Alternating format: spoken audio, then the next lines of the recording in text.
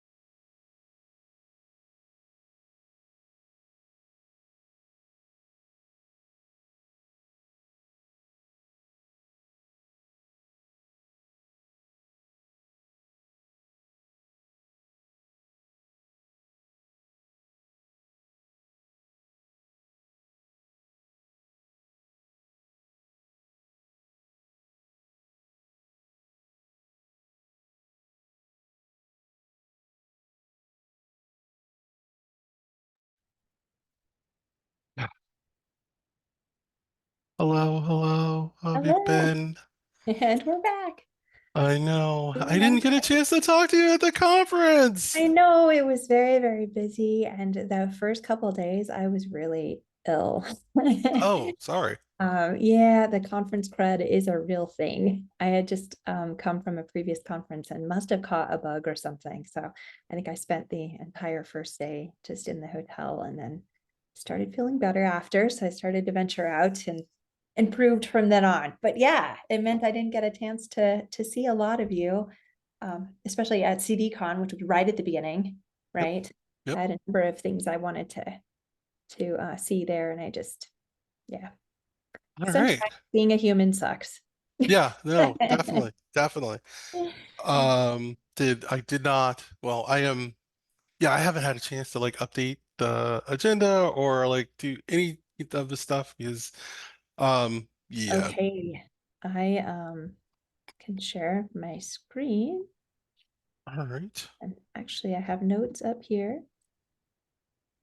Notes. I love Good. notes. Yes, we can take notes. I put Andrea on, just thinking, he'll pop on later. I'm Yep. hoping.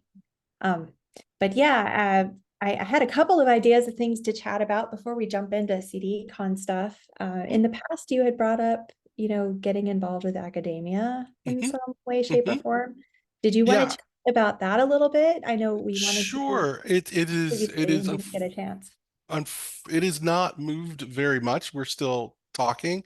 But I am so the OSPO plus plus is a university, academia OSPOs, and one of the leaders in that group is Jacob Green, and he is connecting me to different colleges, including John Hopkins.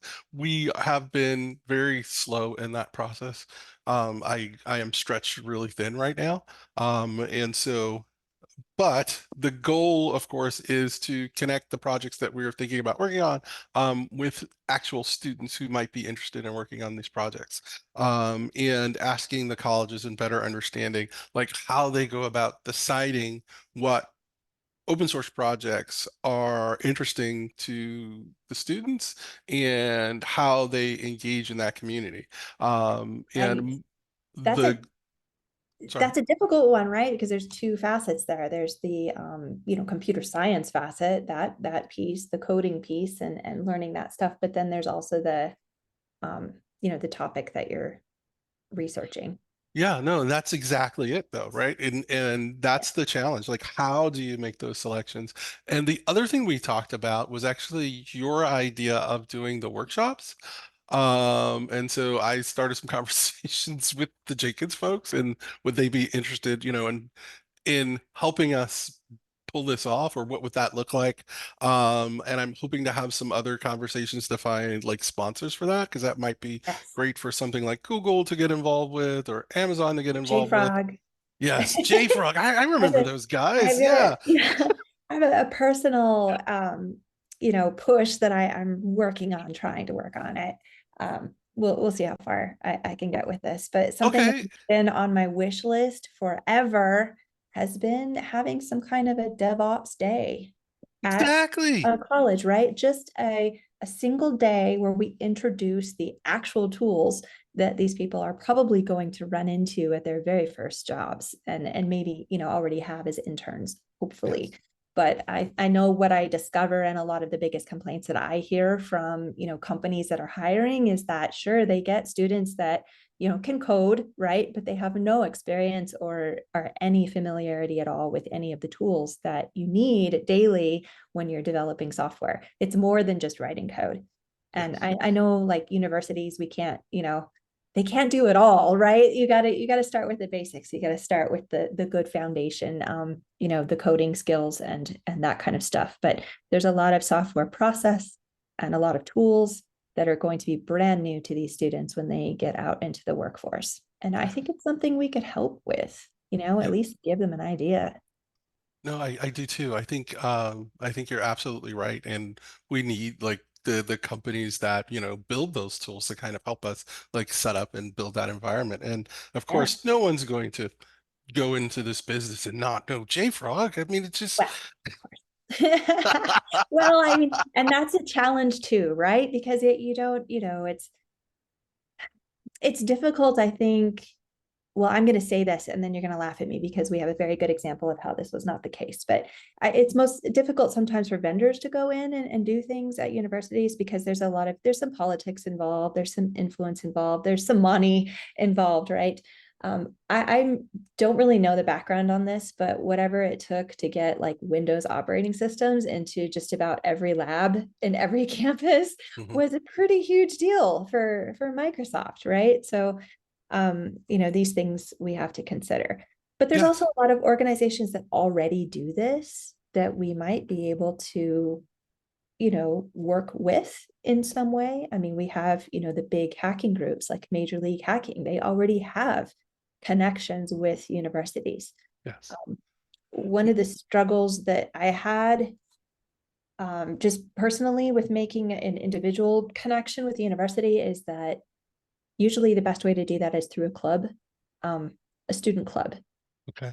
which, students are only there for however many years before they graduate and move on, right? So you're going to have a lot of turnover there, and it's brand new to them every single year. Yeah.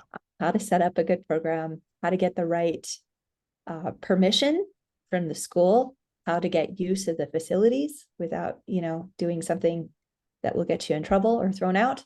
Yep. Uh, all these things that need to be considered. Yeah, I agree with every single word of that statement. And it wasn't funny at all. You were absolutely right. Those are the challenges. And um, trying to tie into some of those other groups, I've even reached out to like a connection I have at Microsoft that's actually working in different universities and communities to do the same kind of thing to educate on how do you get started to do a engineering project. Yeah. And every company in that is in the business of cloud, um, it's going to be up to us to kind of leverage some of that and bridge that together as a neutral foundation. Yes. And I Yes. think that we can take advantage of that portion of it. I like the idea of connecting to clubs, but my college days are really, really far behind me. Well, and clubs come and go too. I mean, sometimes, they're not the most, don't have the best longevity. So the one that I worked with in the past was like Triple E, which is, normally for, engineering students. Um, but that was what computer science, leaned on to do any of the actually on campus activities that were organized. Okay, I'm gonna look into. I've never heard of Tripoli. Yeah. Okay, awesome. So, I mean, not to put you on the spot or anything, but what would you like to do to kind of, dig into this deeper? So I want to find out more information. Uh-huh. I am actually traveling right now, hence my blurred background. I'm in my brother's home, so give him some privacy. But I am here in the city of my alma mater, and I am picking up my son. He's actually a junior this year in university. And when I go up there to see him, I want to, take a second look at their computer science department, their IT department, and see just what options are there, check out what clubs are operating currently, see if they have any connections with hacking groups like Major League Hacking. That's just one example. Oh, speaking of which, the humor was I put in Microsoft Windows. I do remember the Mac labs being very popular in the schools when those were put in. So, just being able to have those experiences right away, to have that after, right when you graduated, that was really, really important for me in my career for sure. Yeah. Anyway, yeah, so that's something that I want to do is just start small. And I live in Denver, lots of public universities around, lots of community colleges around. I drove through the little town of Alamosa. I mean that they, as far as I know, they're primarily health centered, but there's lots of community colleges too where this might be an option to bring Yeah. something in. Yeah, No, definitely. for Almost any place where there's young people that are coding and looking to start a career. yeah, And one of the things that I found that was interesting about my contact at Microsoft was explaining how he built, what is now like he's educating people with, of course, in the tools of Microsoft, but he started in high schools. yeah, yeah, exactly. And I thought That's that where was a brilliant way to do it. Yeah. Yeah, that's where I was introduced to my first Macintosh. Exactly. Was in high Exactly. school. Yeah, I'm not even gonna, yeah. So, wow. It is where I was introduced to some of my first computers as well. But they were, much, much old. Yes. But, but we had computers in the 80s. Just so Yeah. running strong. Our computer science group, in 82 was actually really, really well. We had a lot of great computers, but they were different. That's all. Yeah. Yeah, they're very different. So you can't tell because it's blurred out in the background, but this little black blob here, Mhm. a rotary phone. Oh, wow. See, awesome. So Thank you. very familiar with history here. Awesome. It Um, belongs back there when we were in high school. For sure. so I think one of the we had the ambassador kickoff today for the new ambassador cohort for the CDF, and there is a wide range of people and skill sets, and hopefully we can tap into some of that to kind of extend Yeah, those connections to figure out, hey, what's going on. And as we start to say, hey, this is a program we'd like to do, to put that into the ambassador community, see if we can get help actually kicking that off. It's excellent just ideas. collecting those ideas and bridging it to that community. And I think, that's the one thing that I want to be sure that's done differently Yeah. from previous years is really connecting the ideas to the people who can go out and help us execute. We're talking about interoperability, the humankind. Hey, right? But we're still the interoperability stick. This is what we do. Like we make it all work together. Right? Yeah, exactly.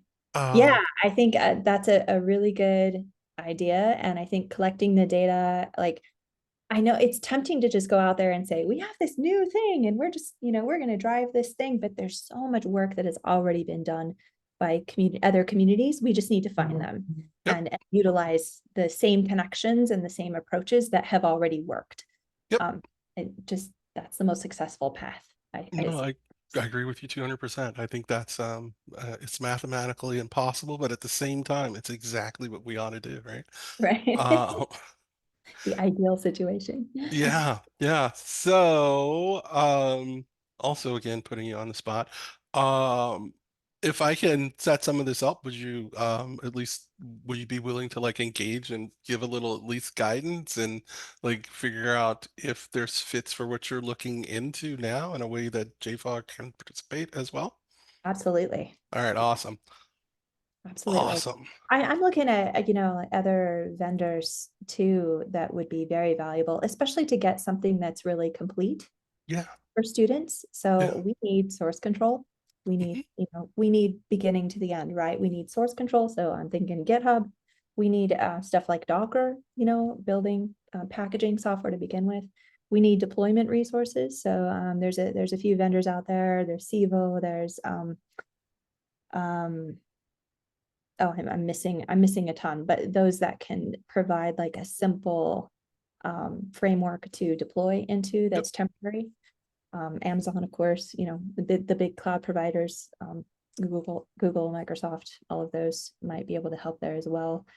I that has been a struggle for me giving my own workshops, through my work is Mhm. finding platforms that make it easy and inexpensive to actually deploy things to see them working, right? Yes.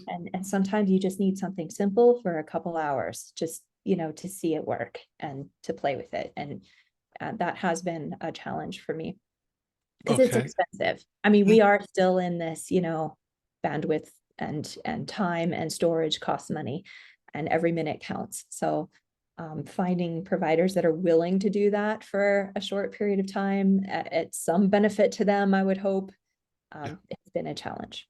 And Yeah. I totally You're get that.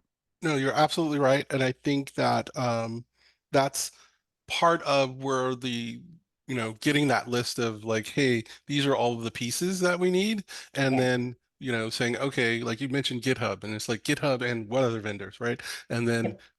creating that list so that we can go out and communicate and then leveraging the people that we have as well as our own ability to make some of those cold calls and connections through, you know, I And I'm our own fortunate product. enough to work for a company that can kind of say, "Hey guys, would you at least listen?" And folks will, tend to do that.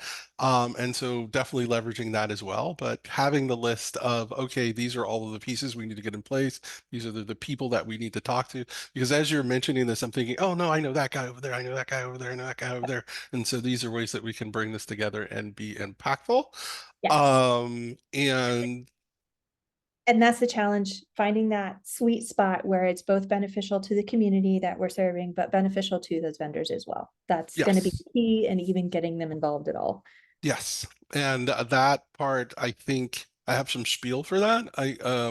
Of why this is beneficial. It's just more getting the list of, okay, how do we put together the workshop? And that's the knowledge that I know that you have. And that's what I want to like pull out, or if I at least get the list Okay, from you, cool. to make that possible.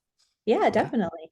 Okay, Yep. cool. That is where I like to live, is in the actual, Execution, carrying right? water and chopping wood. There you go. There you go. Yeah, There you go. I Yeah, like that. I'll go fight the dragons and get everybody on board. That's more of my part, and where I like to play. So that will be awesome. Okay, so Cool. I'm going to lean on you for the list. Let's put it in the agenda for the academic part of it, and then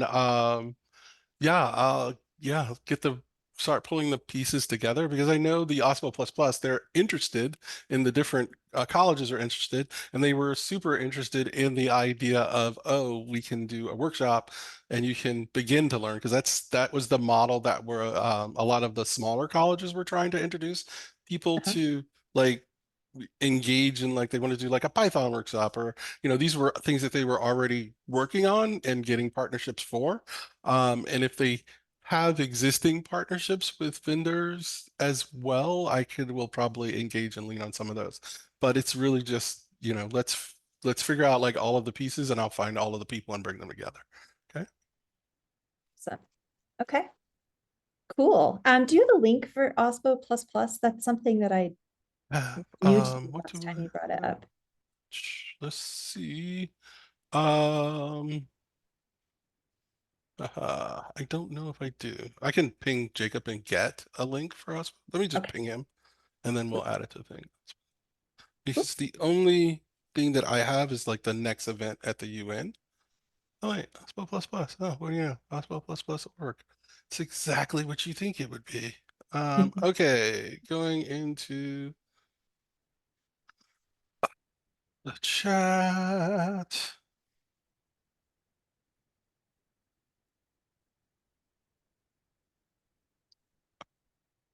Nice. All right.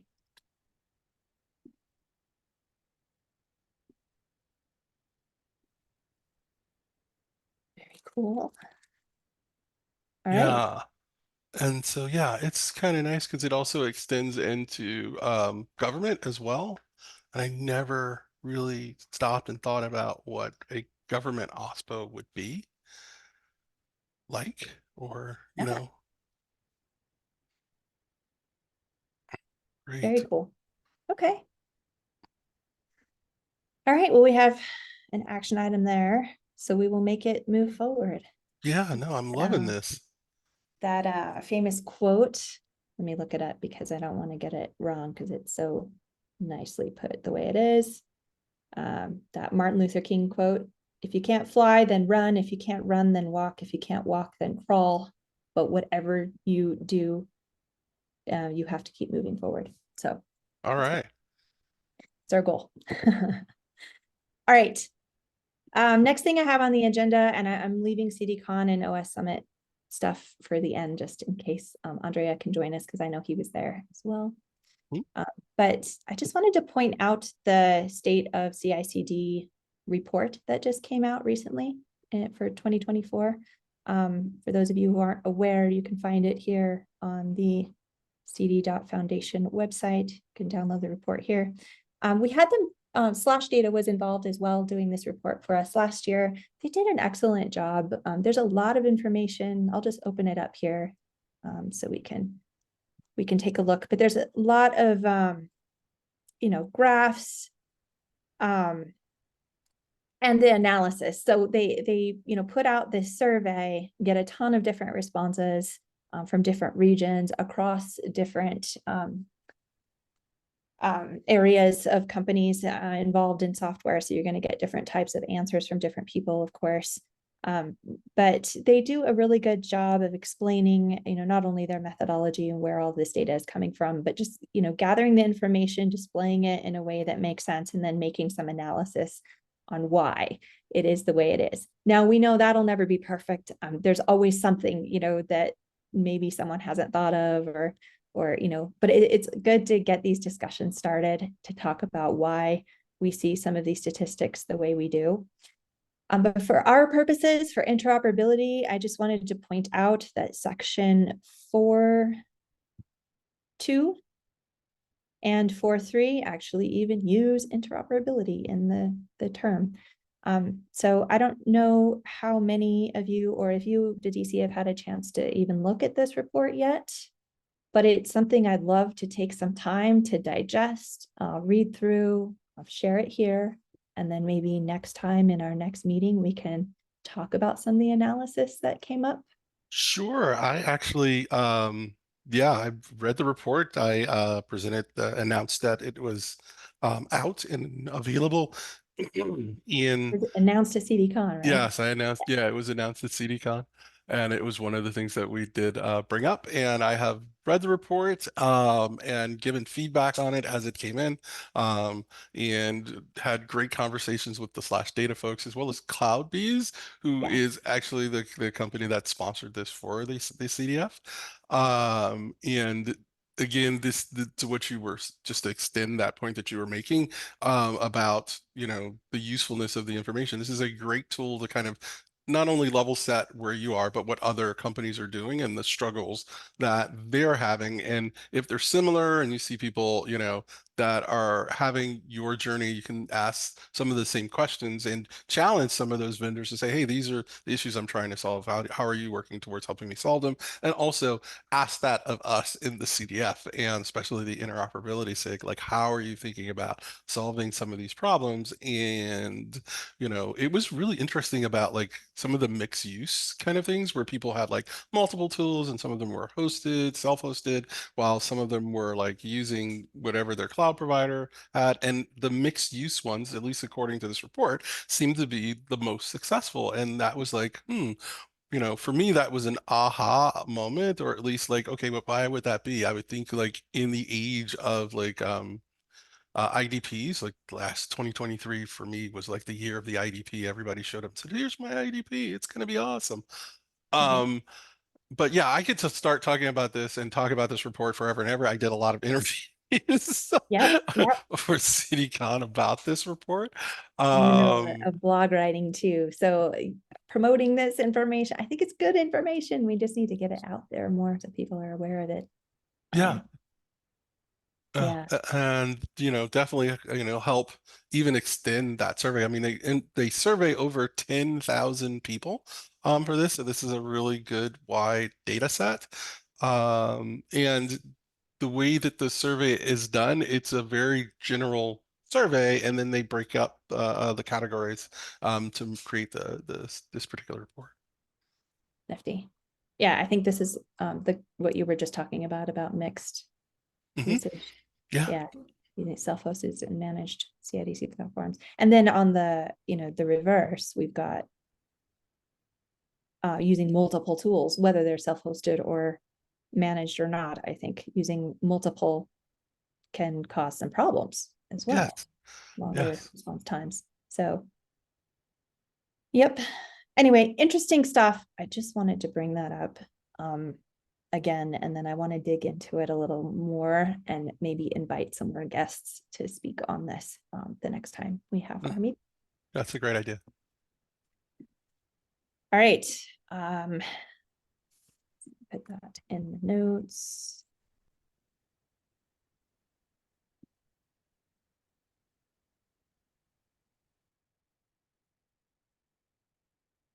All right, let's move on to the exciting topic of the day. So CDCon. I already explained I missed the first couple days really of CDCon, but tell us how it went to VC. I know you were there for the majority of the time. It was. I thought it went really well. I thought the program committee that did the selections, they did a really good job of making sure that we had this wide variety of talks that were very focused in our area, continuous delivery, but at the same time gave a lot of opportunities for people to speak and hear about different things. Everyone seemed engaged. There was always people in the room, at least 30 or 40 people. And considered that we were all the way off in a corner of the conference, I thought that was really, really good. Um, the other thing that seemed to really engage people is that we also had the merchandise in the room, so that you could be there hearing about a Jenkins talk and immediately grab a Jenkins t-shirt. That seemed to go over really well too. I had fun. I mean, I spent most of my time just in the CDCon and didn't really venture out because it was a great environment to kind of be in, and folks were very receptive. Very cool. Did you take any new swag home with I you? did. I didn't have like Jenkins X t-shirts, and I didn't have a Jenkins t-shirt. And so now I have a Jenkins t-shirt, and I feel so included now. Like I'm part of the Jenkins community. Nice. Yeah. Yeah, because it's like it's the same kind of thing where it's like, well, who doesn't know Jenkins? I mean, come on. Right. Right. Yeah. Yeah. That's another, yeah, definitely a project we'd want for our academia list, by the way. Yeah, no, I exactly. I Popular spoke to enough Mark that about it, people and need to be exposed to it early. yeah, yeah, they are more than happy to participate. Like, we want more Jenkins users? Sure. It's gonna happen Of anyway, course, but yeah. of course. Very cool. Well, so you were in CDCon the most of the time. Did you go to any other sessions for OS? I went to keynotes in the mornings. But I did not until the third day of the conference. That's when I went to more conference talks. I will say that from a CDCon's perspective, um, the oh, do I have a favorite talk? No, I cannot choose a favorite talk. That is as the board chair of the CDF, all of the talks were super awesome. Okay. Um, but I also started to look for tools that would help the community. And so I actually spent a lot of time with the Chaos folks who work on like community metrics and community health. And for me personally, when I go to a conference, I'm looking for things that are like that I can use immediately to impact something that's near and dear to me. Yeah. And so being able to sit down and talk to, like, I didn't realize that they were it was like everybody I talked to from the chaos community was like a PhD person who's like, I study like the analytics of building communities. And I'm like, wow, okay, clearly I'm going to be able to get some help. And they did a really good job of explaining the tools that they had, and setting up a way for you to engage with those. Um, and it gives me something to bring back to everyone here and say, hey, look, this is how we can begin to collect and analyze this data that's based on stuff that we already have. Like there's nothing other to do than turn on the tool, point it at your repo, and then begin collecting data. And that can be actionable almost immediately. So yeah, they were really, really helpful with that kind of stuff. And so, of course, I joined that community as well. I was there. Very good. Cool. You had listed some, I don't have my Slack up at the moment, but you listed some updates, right? That were announced at Oh, City. yeah, yeah, yeah. You know what? I don't remember what uh yes. So a couple of things that for the interoperability side of it, one of the conversations that we were having just among the different projects that are involved in the CDF is getting commitments from everyone to well, trying to get commitments from everyone to at least implement CD events. The Ortelius project and Screwdriver both said they were interested in doing that and would look to include that in their roadmaps. We also talked about like what would be the thing, and this is something that is, constantly on my mind and is like, okay, we're doing all of this work with CD events, we're trying to figure out how to link the events together, but like, what are you going to build with this? Like, how can you utilize this to be impactful?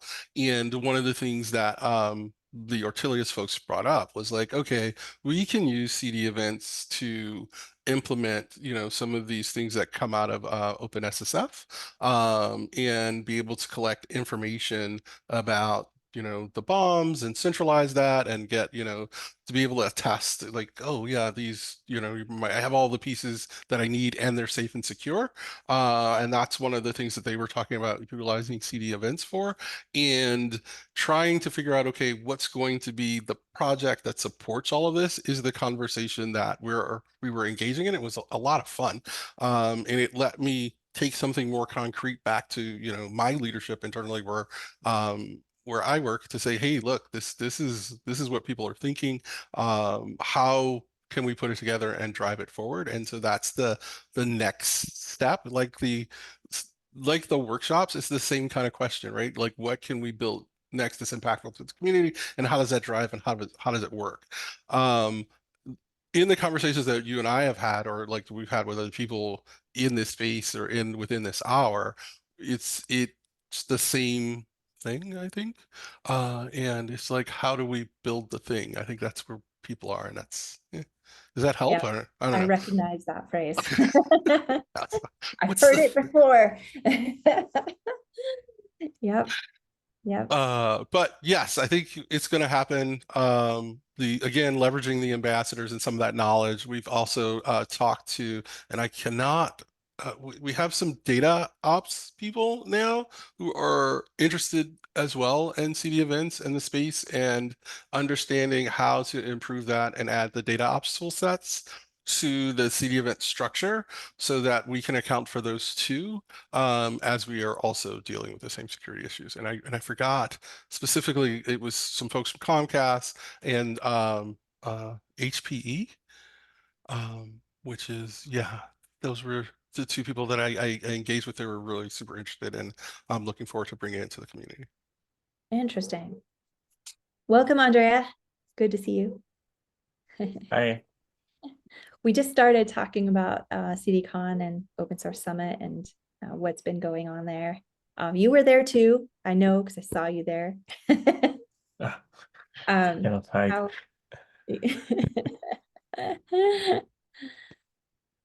um, anyway, yeah, all good stuff, all good things. So, what was your impression of CDCon, Andrea? Yeah, I thought it was very positive. So we had a good amount of people in the room, a lot of I think conversation happening also in the hallway track. We had good speakers, interesting talks, a lot of conversations related to CD events, which is good because I'm always happy about that project, trying to promote it. And so it's good to see. So yeah, conversation, I think that you were mentioning already a few, and it was good to see the Opsomex folks. They actually went and tried to implement a system based out of CD events and using combination of tools. And they had a talk where they kind of reported where they could use CD events, where they had to use cloud events because CD events was not available, and where CD events was available, maybe what kind of data was missing from the model. So I connected with the people who did the talk there, and trying to get some conversation going on to get their feedback basically into the project. Awesome. Um, What company organization was it again? OpEx? Opsomex. Ops MX. Okay, cool. So that was good to see. I also met briefly again with Nima from AWS, from the Canoe group. And he reiterated his interest in, setting up a POC using Canoe with Argo CD and Flux and CD events. So Nice. that thread is moving. So I think it was quite positive. Yeah, and of course we had the conversation with Tracy and Steve about Ortelius and CD events. And also we got to meet someone from the screwdriver community, which was good because I was not very much involved in screwdriver before. And so, we had a chance to talk about CD events with them as well, and at least, see if they have some interest in integrating CD events. It looked like they might be interested. And we have started the conversation, so that's good. Awesome. Was there a particular talk that stood out to you that was done at CDCon? Okay, I have my list of talks, but I think let me The see. DC failed on that question. He said they were all great. Were excellent. Every single one was the most amazing talk ever. Hard to pick a favorite. They were just all, all good. Yeah, no, I thought Perfectly acceptable answer, of course. I like the MLOps one. I like the one from, forgot his name, the guy from Comcast, I think, where he was kind of showing how they organize the different practices, the kind of different levels of DevOps practices within the organization with different level of maturity. I thought that was really good. I think the Dora one was fun, and also they gave me an opportunity to reconnect to the Google people. They talked about these metric Mondays that they do some presentation, and they said they might, want to have a CD events presentation there too. The skit was cool too. They did a skit at the beginning. Yeah, that was a lot of fun. it was fun. So, and of course, it was good to see Steve and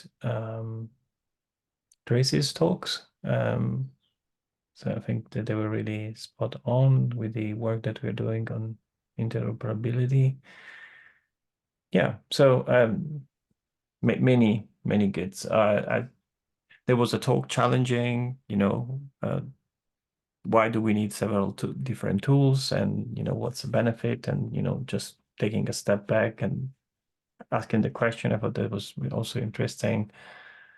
Yeah, no, I think it was in general good quality. Cool. Good. Well,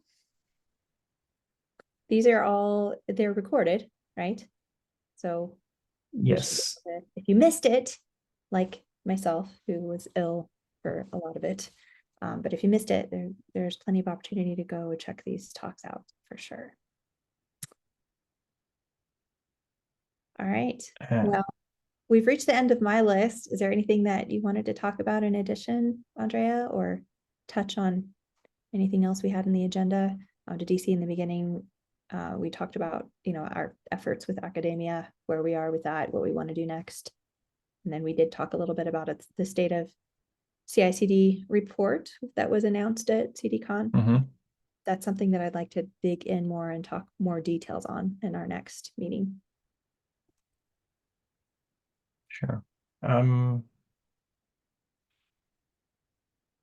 Well, maybe it's interesting for you to know, in terms of interoperability, the OpenTelemetry community is working on defining semantics for pipeline observation. I mean, it's Observation. Oh, interesting. pipeline observability, and I think they also came to CDCon in the past, and people from that community, and shown that the work that they're doing, kind of visualizing pipeline using OpenTelemetry, and so there is now an official effort within the community to kind of standardize the semantics there. And as a CD events community, we are kind of engaged with them. They know about CD events. We're working together basically and trying to see where there are synergies, hopefully trying to avoid having conflicting standards. I mean, it's the observability perspective may be slightly different in some cases to what we do in CD events, but there is a lot of overlap, at least for like pipeline events that we have in CD events. Yeah. What group was that again? Just so I can make sure they land in the notes here. So there is a group within the OpenTelemetry community that discusses about semantics, basically semantic conventions. Let me see. It's just the OpenTelemetry community. Okay. Yes. Just wanted to give you a link. I can find it.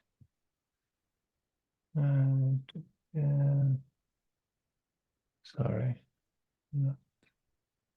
I hope I had it handy here.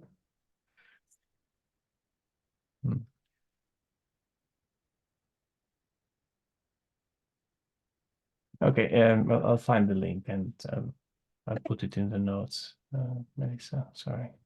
Yeah, that's something I'd like to keep track of and look at. I'm always curious.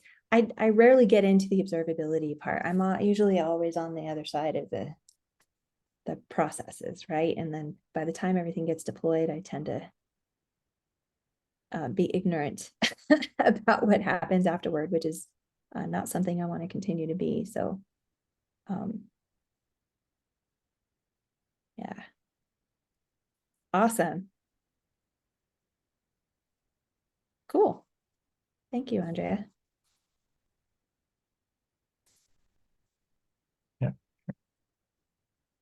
I actually just want to pull it up so we can take a look real quick.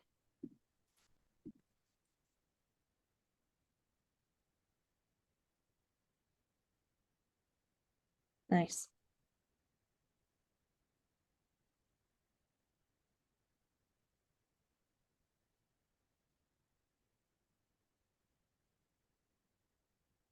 And of course, we are having not so interesting discussions about names, because some of the people on the other side, they don't want to have pipeline runs and task runs. They want to have pipeline and tasks. because they said, well, we observe things that happen. So for us, run part is implicit. But on the CD event side, the team says, well, but actually, you know, we might have events related to pipeline and events related to pipeline run. So it's good to have the distinction. So yeah. So, I mean, we may end up having some maybe kind of adaptation layer between what an OTIL sends and CD event sends. But at least if we come up with a solution where, you know, we have the OpenTelemetry SDK being able to produce CD events, I think that would be really good. Cool. Okay. All right. I'm definitely going to check that out for sure.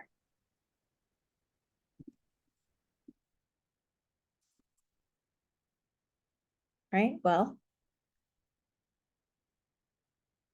anything else? No, not from my side. I don't think I have anything. This is a great conversation. I think we went over some good stuff today.